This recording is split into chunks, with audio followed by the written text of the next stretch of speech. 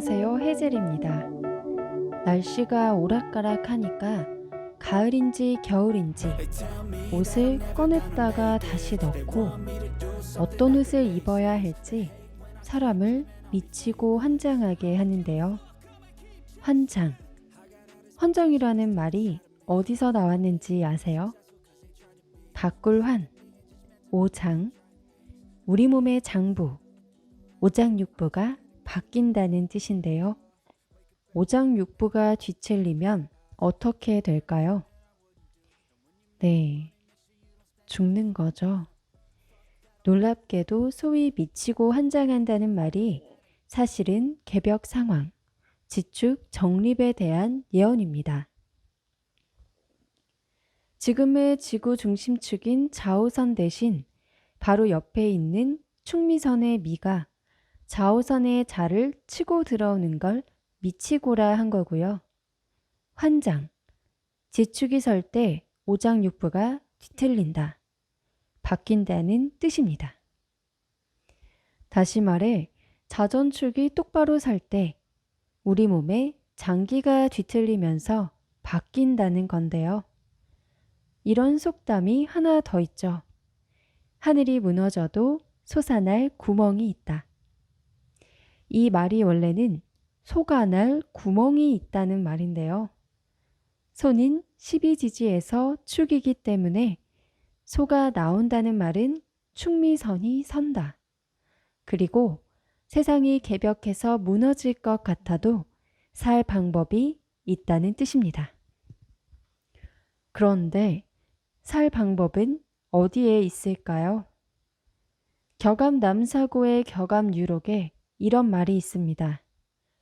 1000마리 닭 중에 1마리 봉황을 찾아야 되는데 그게 누군지 모른다.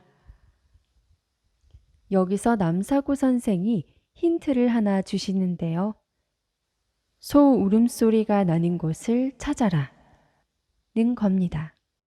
여기서도 소가 나오네요. 고대에는 소가 하나님을 상징하기도 했습니다. 그러니까 소 울음소리를 의역하면 소가 내는 소리, 즉 하나님의 소리라는 의미입니다. 그 하나님의 소리는 무엇이냐? 이건 여러분들이 찾아보시라고 남겨두겠습니다. 얘기하려고 했던 건 아닌데 멀리 왔네요. 오늘은 예언의 3대 결론을 정리해 보겠습니다. 독일의 예언가 알로이스 이럴 마이어는 이런 예언을 남겼는데요. 2022년 권력자 3명이 암살되고 나서 3차 대전이 벌어진다. 이 얘기를 들었을 때 어머나 했는데요. 올해 7월 일본의 아베 전 총리가 암살을 당했죠. 그리고 9월에는 또 다른 권력자 영국 여왕이 서거를 했습니다. 다만 영국 여왕은 암살이 아니라 자연사였는데요. 벌써 11월이기 때문에 남은 2개월 동안 권력자 2명이 더 암살당할까 하는 의문도 들고, 만약 알로이스의 예언대로 3차 대전이 지금 일어나면 인류에게는 미래가 없지 않을까 하는 생각이 듭니다. 세상에서 인기를 끄는 예언에는 특징이 있습니다. 그 예언이 실현되는 시기와 사건을 직설적이고 단편적으로 이야기한다는 점인데요. 지난 영상에서 말한 것처럼 어떤 점술가가 당신은 내년 몇 월에 죽습니다 라고 예언하는 것과 크게 다르지 않습니다. 인도 소년의 예언도 그렇습니다.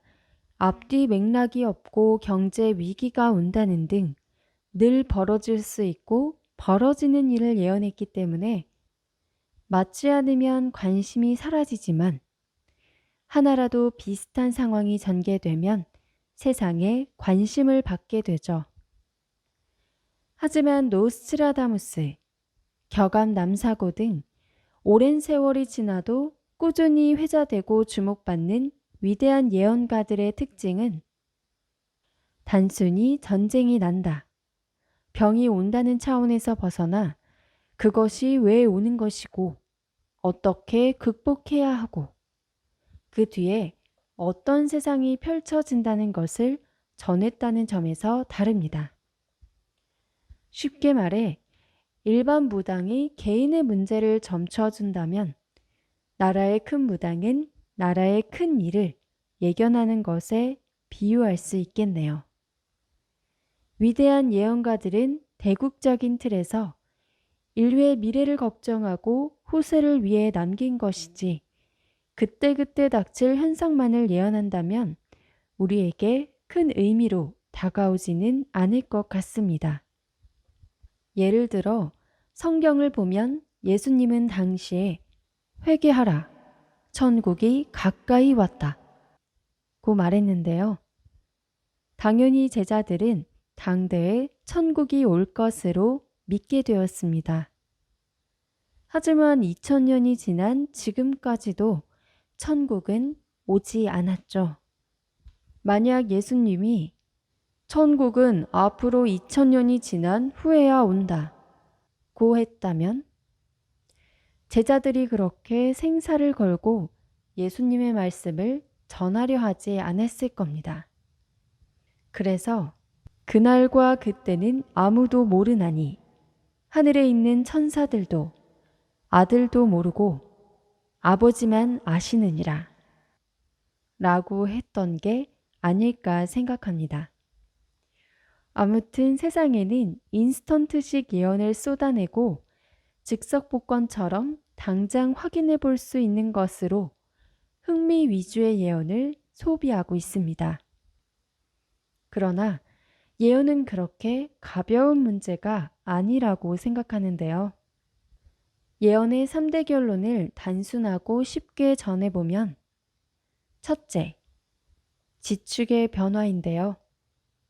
그날이 시작되면 지진, 화산 폭발, 쓰나미 등 지금까지 겪어보지 못한 자연재해가 갑작스럽게 들이닥친다는 것입니다.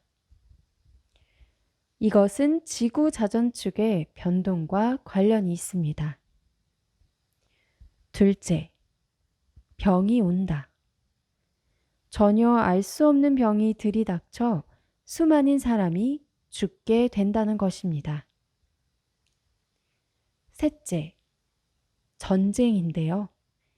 세계 3차 대전으로 불리는 마지막 대전쟁이 온다는 것입니다. 이 세 가지 예언의 결론에는 그것을 이겨내는 방법이 있고 그것을 이겨낸 인류 앞에 이상향의 세계가 펼쳐진다는 것이 예언의 최종 목적입니다. 단순하게 말하면 천지가 뒤집어지고 새로운 세상이 온다. 우리가 사는 이 시대가 끝나고 완전히 새로운 시대가 온다는 것입니다. 그런데 사실은 이런 대변혁을 이겨낼 수 있는 방법을 우리는 어느 정도 알고 있고 이미 예언도 되었는데요. 예를 들어 쓰나미가 오면 바다에서 떨어진 높은 곳으로 가야 살 수 있고 화산 폭발이 일어나면 활화산이 있는 지역을 피해 다른 곳으로 이동해야 살겠죠.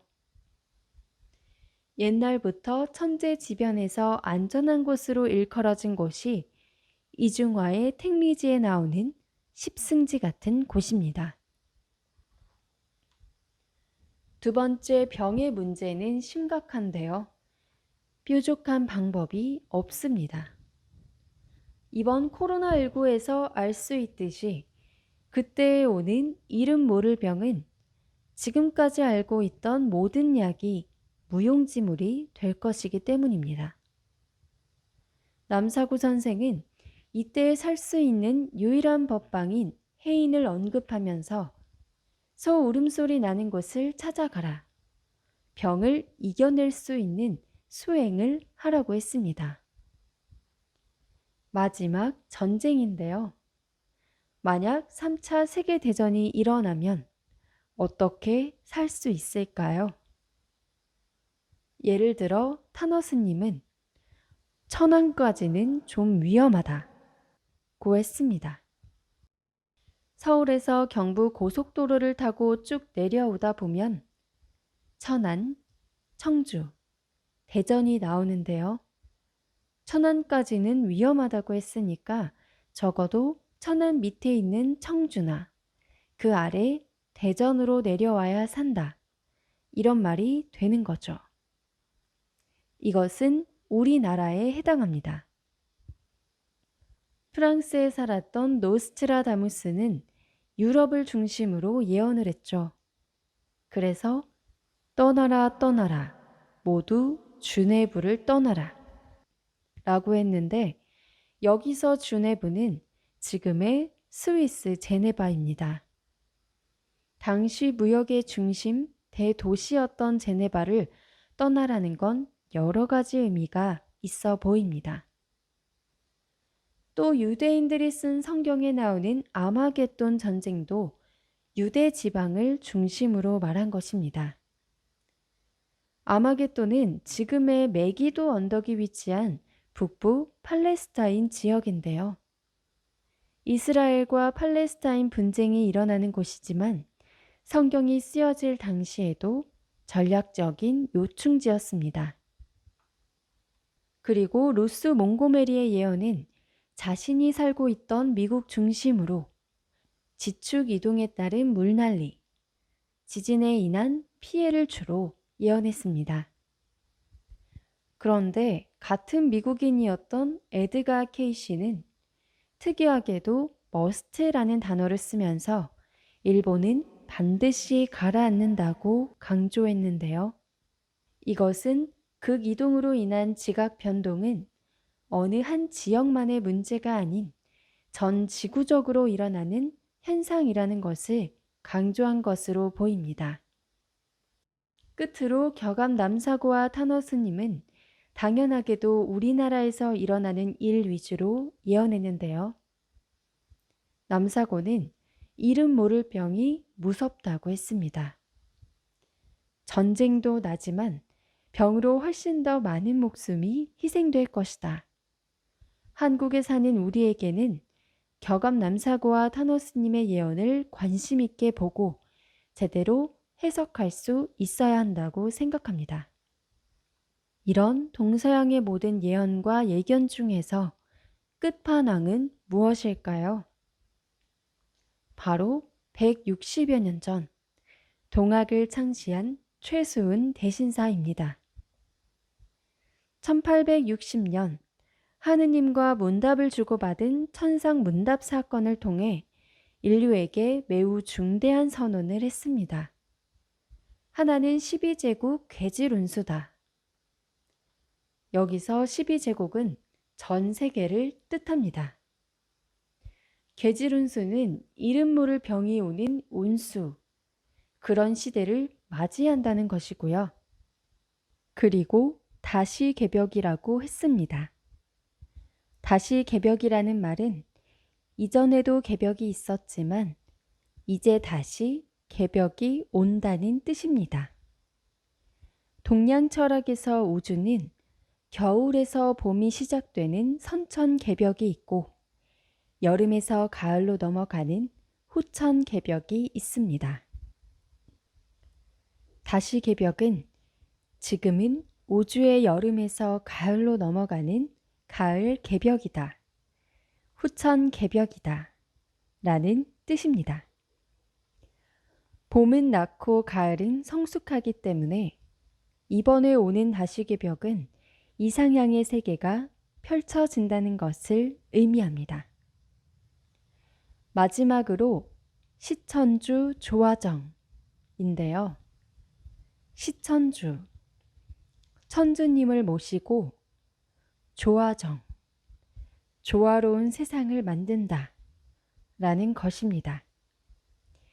이 동학의 선언만 제대로 알아도 모든 예언의 결론을 알고 대비할 수 있는데요. 관심 갖고 공부해 보시기 바랍니다. 네, 오늘은 예언의 3대 결론과 특징, 그리고 동학에 대해서 알아봤습니다. 자다 깨신 거 아니죠? 새로운 장르를 개척하는 헤이젤의 취침 예언. 꿀잠 되세요.